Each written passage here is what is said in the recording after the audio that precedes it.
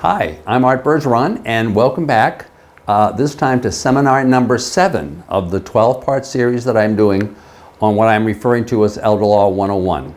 I've noticed that a number of people have actually been watching the earlier ones because I've been speaking to folks. Once again, to briefly recap, I've been all throughout the series focusing on my friends Frank and Mary, whom I always use as my example, my Frank and Mary and their kids Peter, Paul, and Mary Jr. And in the first seminar, I talked about what these folks would have wanted to have and did have for their estate planning documents and what their concerns were then when they were under 60. Then I had a presentation specifically about elder law in your 60s as people are retiring and slowing down and thinking about Medicare and Social Security, and then dealing with your 70s when people are thinking about whether they can be staying in place, whether they need to adapt, whether they need to move. I talked about I talked specifically about taxes, because it was April, and then in May we talked about living life in your 80s, where you're a little bit more worried about really getting much more frail. And then last month I talked about the fact that you can always qualify for mass health, because when you're getting into your 70s and 80s and beyond, you're always worried about whether, if you need nursing home care or need a lot of care at home, to go to a nursing home, you can qualify for mass health. And as I explained last month, you almost always can, right? So, but this month is a little bit different. We are now talking about the last year of your life. Now, we never know exactly, of course, when the last year of your life is. Your last year of your life may be happening, to you right now. So, but to take for example, my folks, Frank and Mary, if Frank and Mary were age 75 right now, then according to federal data, Frank's actuarial life expectancy would be about 11.4 years, and Mary's would be about 12.92 years. Or another way of putting that would be that for Frank, he will be dead at 86. That would be the last year of his life if he's typical of the actuarial tables. And Mary would be dead or be living the last year of her life when she was 87. So the point is, there is going to be a last year of your life. Now, of course, you may not know it. If you're Frank, you may not know that tomorrow you're going to get hit by that truck. And if you're Mary, you may not know that you're going to fall into the swimming pool tomorrow. So, you may be living not just the last year of your life, but the last day of your life right now. I know for myself, I am now 73. And this spring, I had my 3rd TIA. Which is a strange experience, because the thing about a TIA is you're actually experiencing what it might feel like to be dying. Where literally I was coming back from picking up something at the Home Depot and felt my arm getting numb and then my leg getting numb, and so numb that I really had to sit on the floor. And then my wife came into the room, into our house, and I said, I think I'm having a stroke, but it came out, I feel like, and so we said, I think it's time to go to the hospital. As it turned out, it was a temporary problem. That's why they call them TIAs. It's temporary. But it was a very clear reminder to me of how I might die, because I might die from strokes. This was my 3rd TIA. So, and we all hope, that we're just going to die in bed and not wake up. And certainly, that's theoretically possible. By the way, when I was talking to my doctor recently, because we were talking about how to deal with in the future, given the fact that I've now had these TIAs, I said, so when people die, you hear people died in their sleep, right? Well, you don't just die from sleeping, right? I mean, so do most of those people die from strokes in their sleep? And that's what they really die from, is a stroke. He said, that's right. He said most people who die in their sleep, if they're dying suddenly in their sleep especially, they're dying from a stroke or because they had a heart attack while they were sleeping. I said, you have a heart attack when you're sleeping? He said, oh yeah. It wouldn't be necessarily the kind of heart attack that would wake you up, that would necessarily cause pain. It would your heart would just stop. And of course that would then cause a stroke, because then blood wouldn't be going to your brain and you'd have the stroke. But the point is, for that particular condition, for heart attacks and strokes, death can come very suddenly. It can also be debilitating. You can have a stroke and still live, but be really debilitated, right? But it's the one, I don't want to call it a disease, but it's the one cause of death that can come really suddenly. On the other hand, there's cancer, which probably isn't going to happen that suddenly.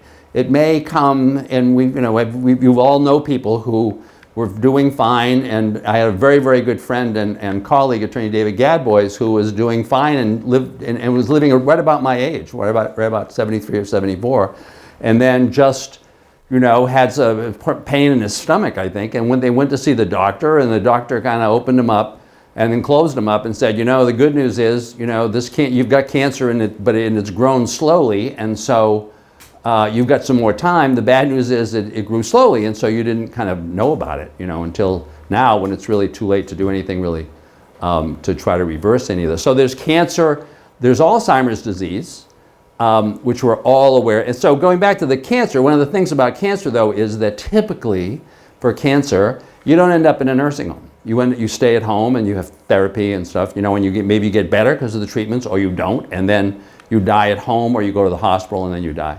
But you are typically very, cognitively able until you die. On the other hand, there's Alzheimer's disease, where you may be slowly deteriorating for a long time.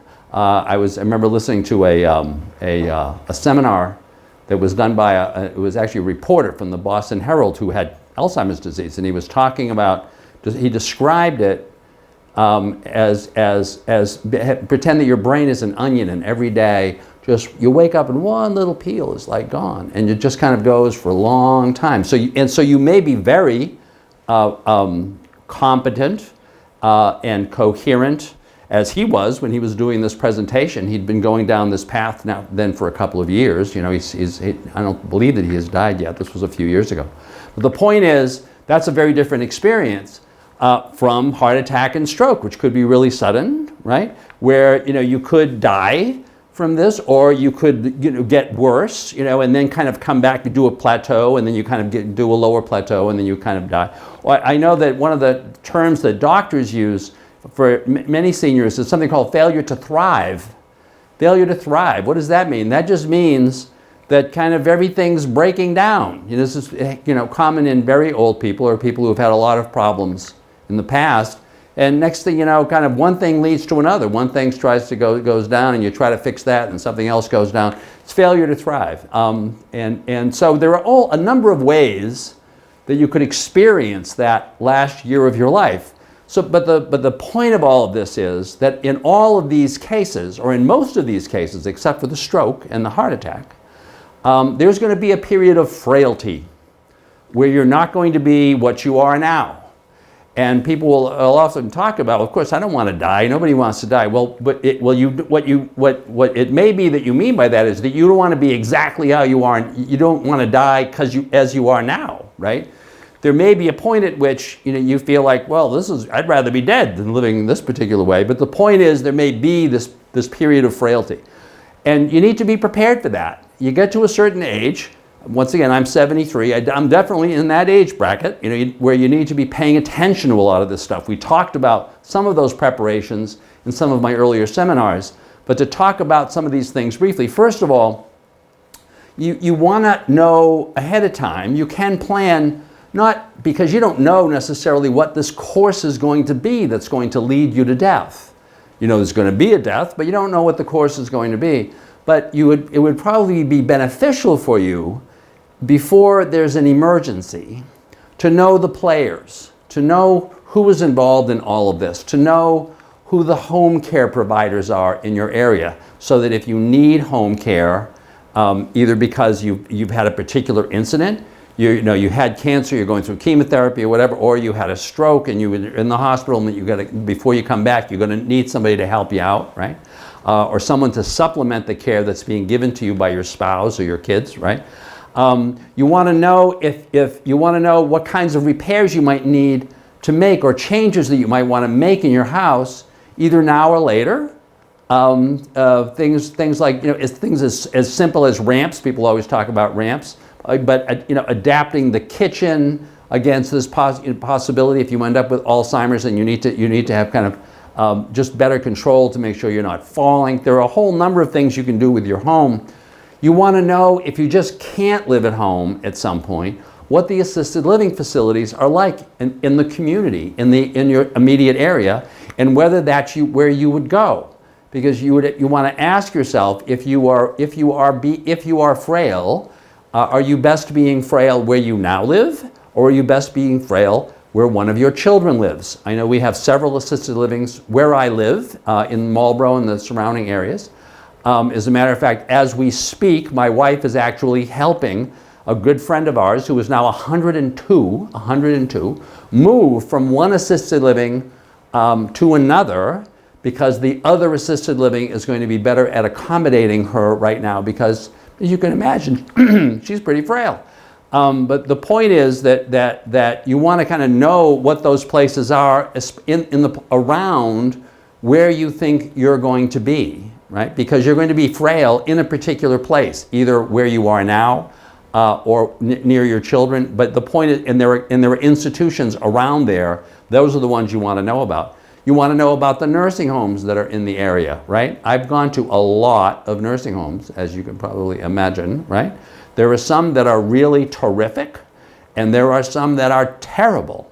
And you often can't tell that from the outside. The most terrific nursing home that I know of, and I've said this on shows many times, is actually in Nantucket. It's called our Island Home. There were about 35 or 40 beds. And you'd say, well, that's Nantucket, they're all rich. Well, no, actually, that's not true. Nantucket, the actual average income is pretty typical, typically like it is here in the mainland. The only difference is everybody's a millionaire because their house is worth so much, right? But when it comes to the nursing home, it's a town-owned nursing home. And it's kind of, creaky. I mean, we're now actually on a group of, this nursing home is so good, it actually has a friends group. There's actually the friends of our island home. The nursing home is called our island home. What nursing home ever has a friends group? But the point is that it's because it's small, it is town-owned, everybody knows everybody there. If you have to be in a nursing home, that's the kind of environment that you want.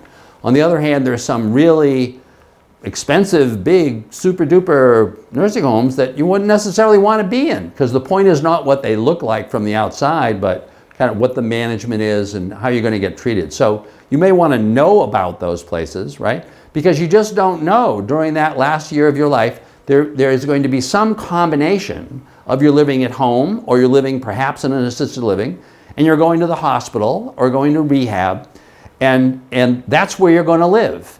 And at one of those places, you're going to die. And we're going to talk about that a little bit more later. But the point is, you want to know what those facilities are. And if you don't really want to be having to try to figure out what all those different places are like, right, then you probably want to build a team of people who can help you, right, to deal with all of these issues around frailty. Now, I typically say the basic team, you want to definitely have your PCP, your primary care provider, involved in this. And if you don't have a PCP who deals with older people, you ought to be finding one really soon, because this is really important. You want to have an elder law attorney, because you need to be kind of figuring out some pieces of all of this and make sure that you've got some documents in place to deal with all this. We're going to talk about that a little later. But in addition to this, and probably more important in many ways than the other two, is a geriatric care manager. There are a number of these folks, and I've probably never even heard of the term, or many of you, as opposed to even actually knowing somebody who is a geriatric care manager. These are folks who typically former nurses, or still nurses and social workers, who have decided that what they want to do for a living is to focus on working with seniors, and not necessarily providing the particular care to the senior, not being the nurse or being the home care person, but developing and implementing the care plan that can help the senior from the time typically that the senior is what I'll call well and not in need of any assistance, to the time that the senior is close to the end and may need a great deal of assistance. Now, you would really profit from having somebody whom you know and who you trust, who can help you deal with that whole variety of things, who can be the third party that can talk to you, who can talk to your kids, who can deal with sometimes the tension that starts arising as if your health slips, and there may be different opinions among your children about what to do. There are, and you may have a very, very functional family, but this is a very emotional time if you're going through the last year or the last couple of years of your life. It's a really emotional time. Now take that emotional time with a bunch of normal people and then think about what happens if the family is dysfunctional, right? And there may be in your family, as a result of any number of things that may have happened, some dysfunction. And you want to have somebody who is able to help you and all of those players figure out how this is going to work. Figure out whether it is true that one of your children, maybe all of your children really want to help out, or maybe one really wants to help out and can because they're around and the others really can't. To figure out what they can all do and to figure out the interconnection between what they're doing and what some of these professional folks may be doing, a home care person who is there, or a visiting nurse or other people. So you really want to build that team, and ideally, like with all of this planning, you want to get it done, or you want to have a sense of these people so you can call them before you need them. Before you need them. Now, in many places, the Aging Services Access Point, the so-called ASAP, will help you with that. In the area around where I live and where many of my clients are, that ASAP is called Springwell. Used to be called Bay Path Elder Services, but Bay Path recently merged with Springwell, which is a larger ASAP which has communities that are closer to Boston. But Springwell is now covering this area. I do a lot of work on both islands, as many of my clients know. I do a lot of work on Nantucket and Martha's Vineyard. Both of them are covered by something called Elder Services of Cape Cod and the Islands, which is headquartered on the Cape, but has folks on both of the islands. So actually, those folks are in many ways geriatric care managers, or have pretty much geriatric care managers on staff. That is, they're going to be trying to help you figure out that total plan, right? But the point is, you need to know, it would be helpful for you to know a lot of those players ahead of time, right? That's the point. And then you want to know the programs. Now, one of the reasons why you're hiring those players, like the lawyer and the geriatric care manager especially, is so that they'll know the program, so that you don't have to figure it out. But I just want to talk about a couple that, especially if you're now going through this with someone, right? If you're going through it, or if you have a loved one who's going through it, you really want to know about.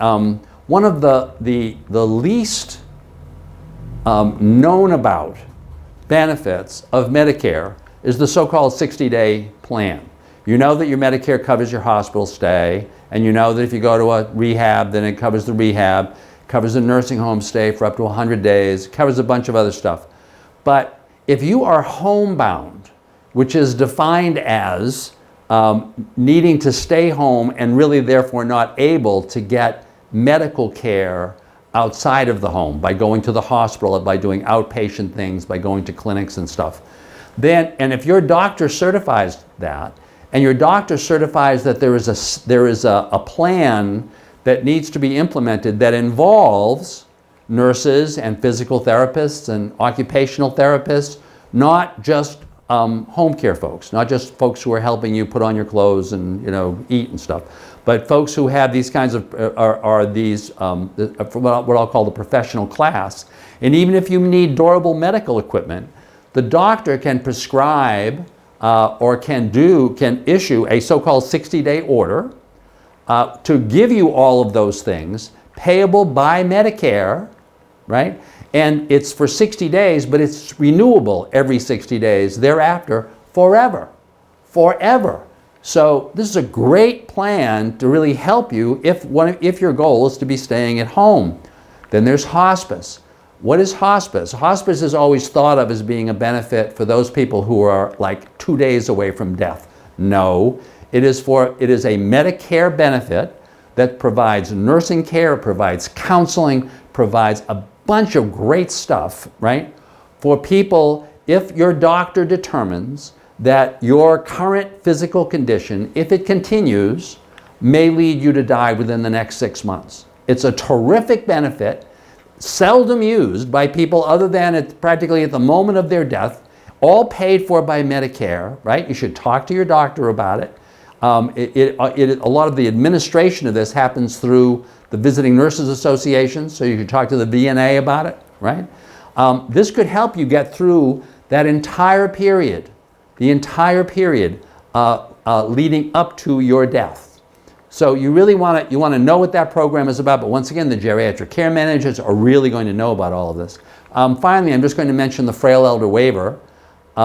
So everybody knows that Mass Health is the way that you pay for your nursing home care, ideally, because otherwise the nursing home care is going to be paid privately because Medicare won't pay for more than 100 days of your nursing home care. But Mass Health also has a program, which we often referred to as the frail elder waiver, designed for people who would otherwise need to be in a nursing home if it weren't for the fact that they could get adequate services at home. And so that's the point of the program. Now, there are asset limits to that program. If your income is above a particular amount, and if you're a couple, it's only the income of the person who needs the services that is counted. But if that income is above a particular amount, which is now around $2,500, then there'll be a copay. And you should also be aware that if you're interested in this program, it's going to take about 4 or 5 months for Mass Health to qualify you for this program. So if you're declining rapidly, right, or don't have the resources to take care of things in that intervening period, you could have a problem, right? But the bottom line is, this is the program that could provide for home care. Now, there is no cap by regulation on the amount of home care that can be provided, but typically, you can receive up to 40 hours a week of home care.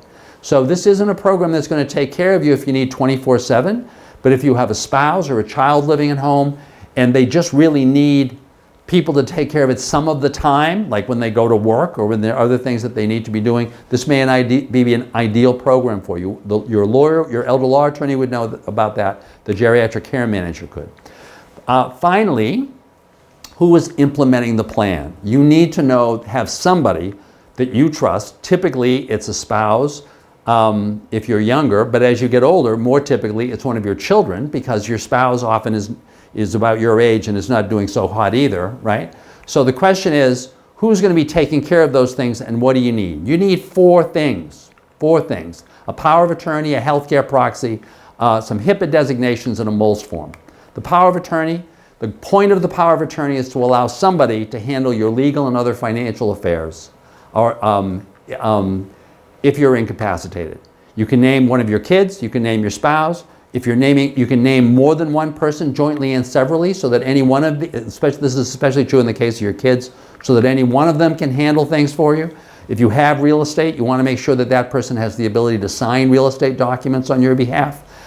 If you're thinking about, especially if there's a spouse and you're thinking you may need to do gifting to the spouse in order that you can qualify for Mass Health, or you may want to do gifting to your kids so that you don't have to go through they don't have to go through the probate process. That gifting power has to be in the power of attorney. Healthcare proxy, once again, it could be your spouse, it could be kids. In the case of the healthcare proxy, you can only have one person at a time. Really, maybe one of the most important documents that you can execute is that healthcare proxy. But then, and then there are HIPAA designations. In addition to the proxy, in which you're naming one person at a time, you may want to, for example, name all of your kids and say they have the ability to talk to your doctors, to get your medical records, so that among them, the kids can all talk about your care, even though there's only one of them who is legally designated to deal with the doctor. Finally, there's the MOLS form, Medical Orders for Life-Sustaining Treatment. If you're in that last year of your life and you have a stroke and you have a heart attack and your heart stops, do you really want to have people try to resuscitate you given what your condition is? Or would you rather just die? Would you rather go to if you stop breathing, would you really want to have a tube stuck down your throat for the rest of your life? Or would you rather just die? Finally, if you want to die at home, you want to make sure that if you have that stroke or that heart attack or whatever, the EMT who shows up doesn't automatically bring you to the hospital, because that's what's going to happen unless you and your doctor have executed a MOLST form and you've put it on your refrigerator so that these folks will know that you do not want to go to these institutions. If you do not want to die in a hospital or you need to make sure that they don't bring you there if you are in a condition where you may be dying soon. Finally, you probably want to, not just probably, you have to have a conversation with your kids about how you want to be treated when you're at the point where you're incapable of making those decisions yourself, right? The healthcare proxy is the person who's going to be making those decisions for you, so that's the most important person to have the conversation with. But you should talk to all your kids about that, so there's not going to be a whole bunch of arguing. And then you should write down what those values are that these kids can rely on in terms of figuring out if there's a particular medical procedure that's being proposed or anything, what would you want? Because that's the point, not what they want, it's what you want. And you need to make sure that the person you name on that healthcare proxy is going to be imposing your will on the system, not their will on the system. Finally, this is just a little legal to-do list. If your goal is to make sure that when you die, your assets don't go through the probate process, you need to talk to your power of attorney agent about it and tell them, deal with this before I die. Deal with the car. If you've got the power of attorney, take the car, here's the title, take the car, go to the registry, transfer the car to yourself. Because if you don't, and I die owning that car is going to cause a probate. Regarding the house, maybe you want that power, if you're going to give the house to the kids anyway, maybe you want the power of attorney at that point to sign a deed, keeping you a life estate in the house, but specifying that following your death, without the house having to go through probate, it goes to the kids. Make sure that your bank accounts are held jointly with somebody, so when you die, the assets simply go to the kids. Regarding stuff that you want to give to a particular person, you get to this point, it's time to give it to them. It's time to give it to them because you're going to be able to hear them say thank you. So I hope that you found this useful. There is some law here, but there are a whole bunch of other things here. But the point of this is dealing with the last year of your life is really important. It's not going to be a dream. You're probably not going to die in your sleep. So you want to be ready and have the people who are working for you ready to know how you want to be treated during those times. Thank you very much. I hope you enjoyed the presentation.